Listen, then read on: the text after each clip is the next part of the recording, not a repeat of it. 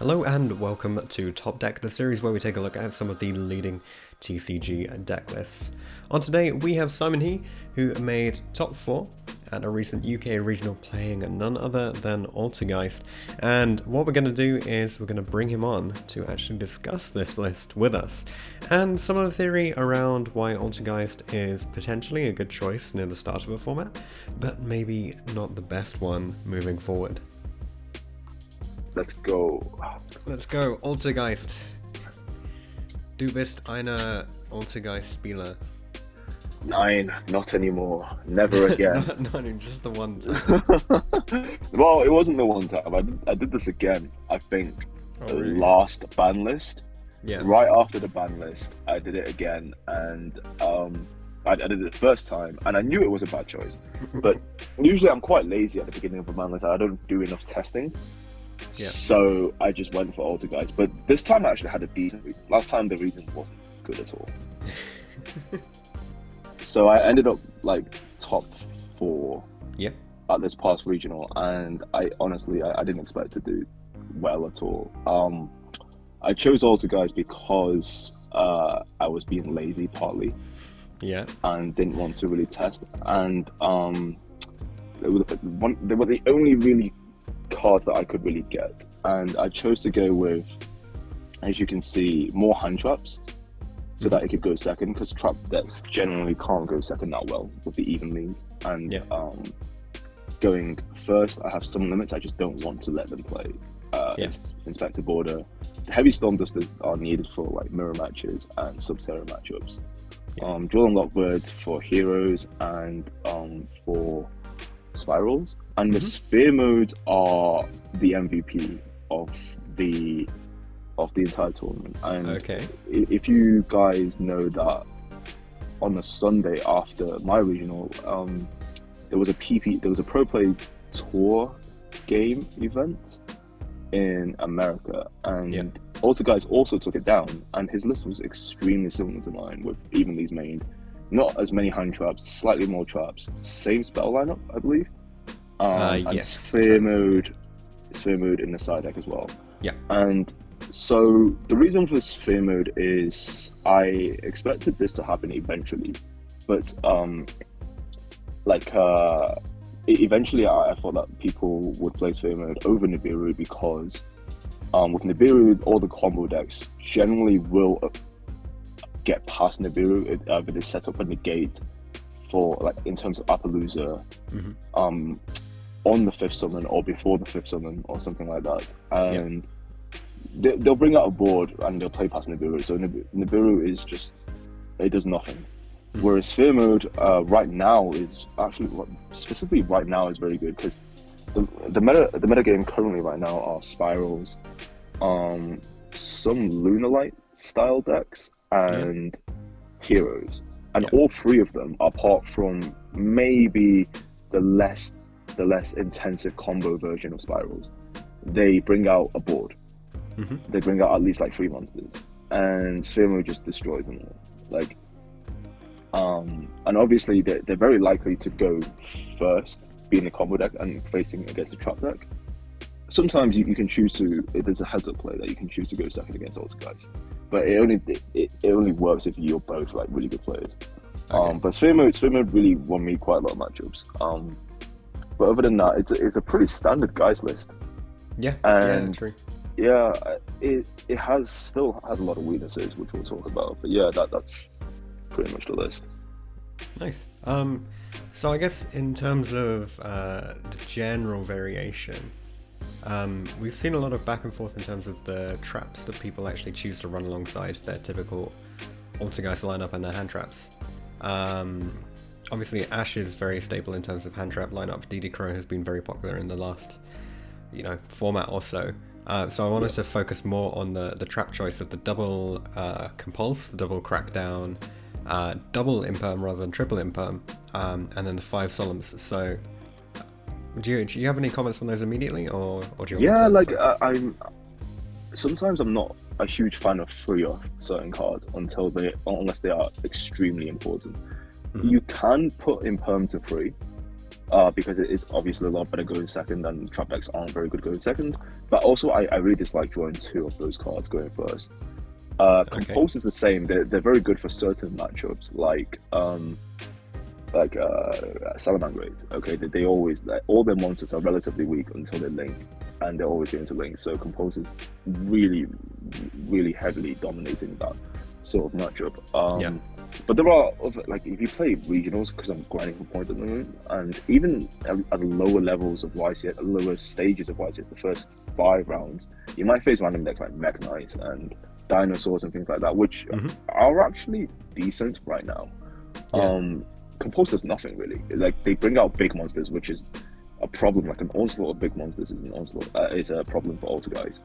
And compulsing them back just doesn't really do much. They'll just summon again. And it's like a -1. The only thing that you could change is the crackdown. Like, that's huge. The crackdown is actually huge. I originally thought that crackdown, relatively, for the reason of playing 2 copies, is relatively similar reason to Compulse. But crackdown, it swings the matchup. So that could go to 3. The 3 solemn, the 5 solemns, I think a lot of people play more. Like, they play at least 3 strikes. The problem is, again, going second. Like, if they've already done a little bit to set up sort of like a semi board, those 5 cards are dead cards. You're going second. Like, you just can't do anything. You're basically hoping to have evenly matched. And then so I prefer to play 5 rather than 6 or even more with the solemn warning and stuff like that. That's fair enough. So interestingly, with the crackdowns, since you can steal the Orcas cards, you've put the Dingirsu in the extra. It's specifically for the crackdown, right? Right. Okay. Yes. And the extra deck isn't well built. It was built relatively fast. I know that most of them, most Altergeist deck play those choices right there, but I wasn't actually sure, because the meta was so open after this Thanos figure snap of a ban list.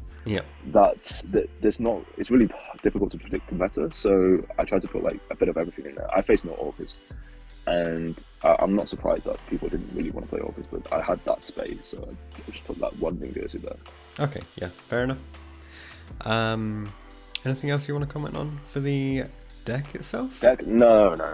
Let's just go into the meaty part. The meaty part of Altergeist in general dominating these. It's pretty bad, right? Okay, so before I start slagging Altergeist, I'm just going to talk about why it was good overall. For this weirdly specific point in time for this game, like just right after this. What date is it? I think the ban list hit like on a week ago, right? Yeah, a week ago, like 20th of January 2020. So the ban list hit. Everything got hit. And there were certain things that got hit that was good for Altergeist. Okay. So Sky Striker was a very bad matchup for Altergeist in the past. Like, I played Sky Striker for the longest time. I knew like Altergeist was relatively easy matchup, unless they had Secret Village. So that pure version of that deck is now dead. Red Reboot is at 1, and Pancratops is at 1. All bad things for Altergeist. And also, we're at a weird time this past weekend where it won a PPG, and where the regional I was in, there was another Altergeist in the top 4 as well. So there was 2 in the top 4. It's just before Ignition Assault, the new set, is legal. So Lightning Storm isn't out, which is capable of just Harpies filling the entire board. Like, so this is the only time right now where trap decks are, semi-decent. We're in a bit of a sort of a anomaly of a part of a format, and it's not even lasting. It's not in gonna like last. A week or less than that. It's definitely not going to last. And there's a good dynamic at the beginning of every format, where generally people build bad decks because they don't have other people to net deck off. Good players will still have the fundamentals to build decks that are relatively good, But I think a lot of the more amateurish players that relied on net decking, they're going to build decks with very basic fundamental flaws. And if they're not playing a deck that's already existing and hasn't really been hit, then they're going to make some mistakes, and it's going to make it easier for decks like Altergeist to navigate through like a regional at the very beginning of a format, just because other people are making those mistakes. Okay. So those are the reasons why Altergeist is, just for that particular event, it was good. Now, just for clarity's sake, I do want to ask, are you saying that the decision to play Altergeist is or is not something that a bad player would do? Well, I don't want to say bad player. I think a lot of people jumped on. The reason why I kind of wanted to make this video as well is because I think a lot of people jump on these type of decks, like Altergeist and True Draco. Well, not so much True Draco anymore. Okay, so we're going into the reason of why Altergeist is kind of bad. So like at the beginning of every ban list, before the meta game is defined, what you generally tend to see is a lot of people just jump onto the decks that haven't been hit, but they're not looking at the entire external factors involving whether a deck is good or not. They're just looking at whether a deck has been hit or not. And usually in a ban list, they tend to hit degenerate combo decks, or they try to hit decks that are too fast and they try to slow it down.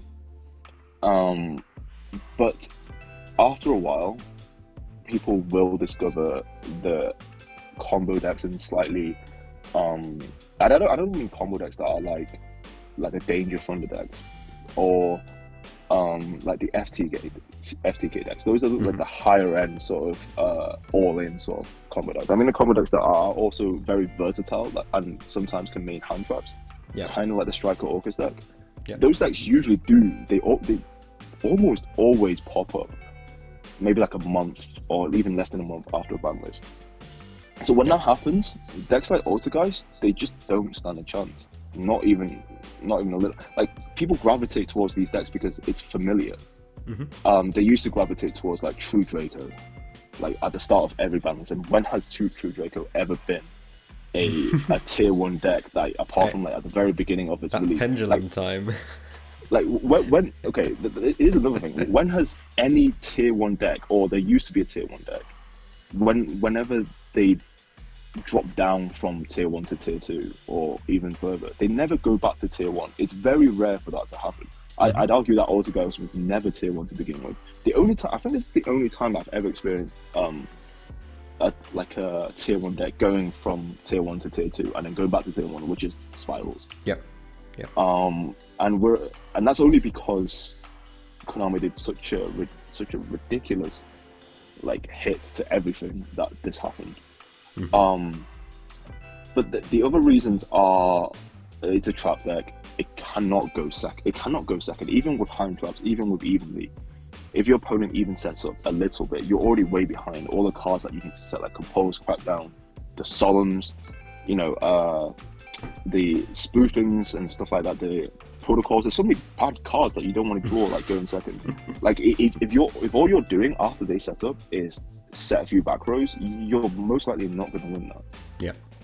Altergeist also inherently loses to itself, and the engine is not very, obviously they don't have a high ceiling. They're most likely like an anti-meta control sort of deck.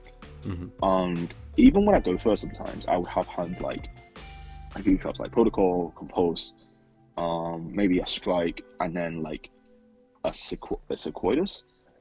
So if I don't have Spoofing or Faker or like Meloseek in that situation, I already think that the hand is like pretty bad. Or like Extractors or Duality into one of those things. You set them, but like most decks can play through that. Heroes at the moment can absolutely destroy this deck. Like Tough and Spiral Tough and what's that called? Spiral Super Agents. Like they can just randomly pop cards, and I feel like you have to use your Strike and your Protocol for those cards. You have to save it for Stratos, because Stratos can just like start popping your back rows like crazy. I mean, its engine already when you're going first, you already don't have high enough ceiling unless you open really, really well. And most of the times your setup is really bad, like really average going first. And then combined with going second with such a disadvantage because you're playing a trap deck, it's just not a good reason to play trap decks right now. Same with Subterra. Subterra has the advantage of having there can only be one, which is a ridiculously powerful Yeah, absolutely. floodgate. Yeah, but again, like with Lightning Vortex, not Lightning Vortex, Lightning Storm. Lightning Storm, yeah. I think it has a different name in the TCG. It might be Raigeki Storm. I'm not sure. Yeah, I think just the OCG name is Lightning Storm. Yeah, so with that, and also like in game 2 and 3, if you get twin twisted even just once, you're so far behind.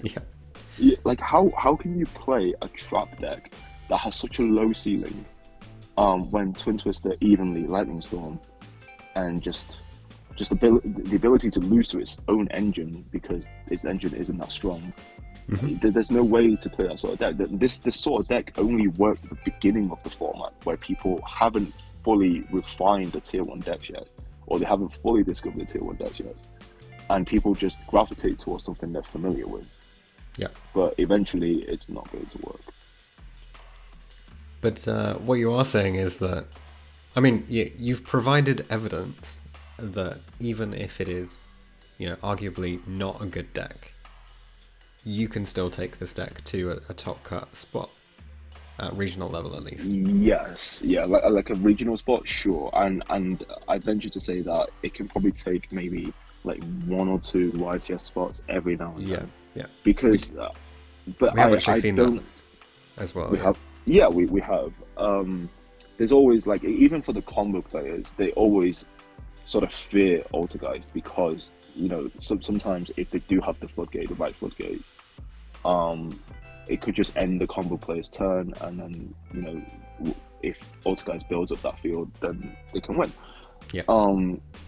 But if we're playing, let's say 10, 20, 100 matches, Altergeist versus the best Altergeist player versus the best like combo deck player, the combo deck player will win at least like 60% of the time. And so it's just a math game. Like the deck's just not strong enough to go 12 rounds. There will be 1 or 2 that peek through and get to the top 32 spot, but if you're playing to win, it's just not the deck of choice. If you're trying to play the best deck at that time, Altergeist is rarely a choice. Sometimes there might be gaps in the meta at a very specific certain point where the meta's been slowed down so much that just the combo decks is like there just aren't any left. And if Altergeist becomes the best control deck, then sure, like Altergeist might be decent for that 1 or 2 specific tournament. But I can't see Altergeist being an anti-meta deck like this being tier 1 for like an entire format. That's just it doesn't happen. Like throughout history, it's almost never happened. I think the only time that I remember happening was like long ago, maybe back in like 2007 or 8, when the Dark Arm Dragon decks were nerfed so much that the Gladiator Beast decks were actually tier 1 for about 2 months. Yeah. And those were like heavy control decks, like with Glad Beast. Yeah. Other than that, I've not seen a format where something like that has happened, when anti-meta deck was tier 1. So you've provided quite a lot of arguments for why Altergeist is probably not the best choice for this format, but are you able to impart any ideas for what would be a good choice for the next few months? So I'm currently, it's only been like a week after. Okay, so there are quite a few different decks that are on my agenda. I haven't gotten around to testing even half of these, but some of them that have potential, the obvious ones are heroes. The obvious tier 1 is Spirals. Yeah. I'm trying to work on some sort of Orcus variant still. Okay. Block Dragon, BA, any deck that can play Extravagant that isn't back row related as well. Okay. So potentially some sort of dinosaur with like the True King card that came back, because then you can make the rank 9 thing that just negates, like, is a skill drain in their turn. Yeah. True King of all calamities. Yes, I was trying to work with rockets as well. Okay. Like rockets and zombies is something like something that's like sort of under the radar that I was trying to work on. But yeah, there's nothing definitive at the moment that I'd say apart from spirals. It's just a clear contender to be tier one. Yeah. But yeah, all these decks are not back row related at all. Like it doesn't make sense when big cards like Heavy Storm Twisters, evenly Twin Twisted. Like you can't feasibly do well when you're going second with a back row deck, because Solemn Judgment going second is not great, and then they have Twin Twisters, so you don't really have anything to defend against the Twin Twister. Like it's just over. Like Lightning Storm is just like if you go first and okay, you Lightning Storm, they Solemn Judgment, maybe they have the freaking another Lightning Storm, because Lightning Storm is just not play another. Yeah, it's not a hard once per turn. If you negate the activation, you can play another one. Exactly. Yeah. Yeah. Whenever I play trap decks like this, I feel like I'm constantly under pressure. Just like I never feel like fully safe until they're down to maybe like 1 or 2 cards. Yeah. There's nothing in this deck which gives you the nice certainty that Sky Striker Ace Ray would do, you know. There's no recovery like that. We're in a really weird situation where there's no clear tier 1 control deck anymore, because Sky Striker took that place for such a long time, and there's usually like a balance between usually like a good tier 1 deck, tier 1 control deck, and then there's like a few good tier 1 combo decks, and I think that's better. I personally believe that the control decks are more skillful. Yep. The combo decks are more skillful to build, but the control decks are more skillful overall to play because you play more turns. So you have more opportunities to play skillful moves or make your opponent make a misplay and things like that. Like we're in a weird situation because now we don't really have a good tier 1 control deck, which is we'll just have to depend on the combo decks now. It's true. Well, thanks very much for coming on. Have you got any other comments that you want to make on this Altergeist list in your top? Don't play Altergeist. Don't play. It's it's so weird that like I take Altergeist to the top, and then PPG one was like. But then again, like if you see the top cut of PPG, it was literally spiral. Yeah. It was. I can't remember how many spirals. Out of the top 16, I think there was like 9 spirals or something like that. There was 2 Altergeist. Yeah, so there was 3 spirals in the top 4. So yeah, I don't know what to tell you. Kind of crazy top cut. Don't play Geist. Don't do it. Maybe play Spiral or something else. We'll see. Play Geist at the beginning of the format when conditions have like this is just like the perfect condition for Geist's weak decks like Sky Striker to be completely nerfed and destroyed, and then for some cards, side deck cards that has been put to 1. So this was like a perfect sweet spot to play Geist. Yeah, but yeah, like I said, only for this weekend. Yeah, it's gone. It's over. Don't play Geist anymore. Assault was legal. Don't play Geist. Cool. Thanks very much for coming on. You are welcome. We'll see you all in the next video. See ya.